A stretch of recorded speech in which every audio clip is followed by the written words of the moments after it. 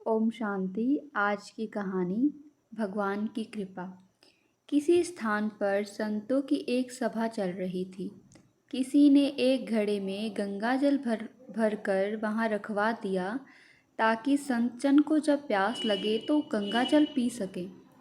संतों की उस सभा के बाहर एक व्यक्ति खड़ा था। उसने गंगा जल से भरे घड़े को देखा तो उसे तरह तरह के विचार आने लगे। वह सोचने लगा, आह, ये घड़ा बड़ा भाग्यशाली है। एक तो इसमें किसी तालाब पोखर का नहीं बल्कि गंगा जल भरा गया, और दूसरे यह अब संतों के काम आएगा। संतों का स्पर्श मिलेगा, उनकी सेवा का अवसर मिलेगा। ऐसी किस्मत किसी किसी की ही होती है।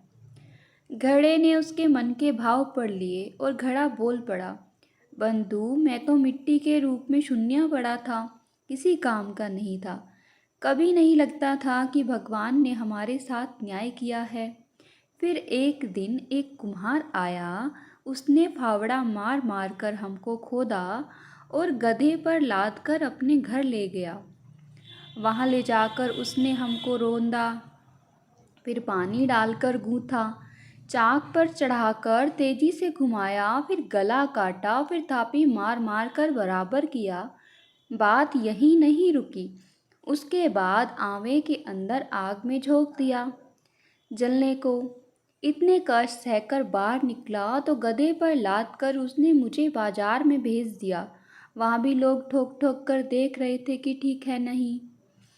ठोकने पीटने के बाद मेरी कीमत लगाई भी तो क्या, बस 20 से 30 रुपए। मैं तो पल पल यही सोचता रहा कि हे ईश्वर, सारे अन्याय मेरे ही साथ करना था। रोज एक नया कष्ट, एक नई पीड़ा देते हो। मेरे साथ बस अन्याय ही अन्याय होना लिखा है। भगवान ने कृपा करने की भी योजना बनाई है, यह बात थोड़े ही मालूम पड़ती थी।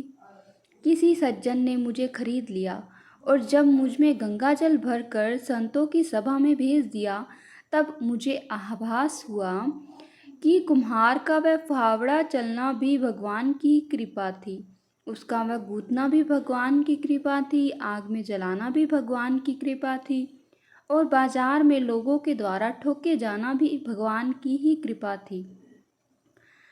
अब मालूम पड़ा कि सब भगवान की ही कृपा थी। घड़े की तरह परीक्षा की अवधि में जो सत्य पथ पर टिका रहता है, वह अपने जीवन को सफल कर लेता है।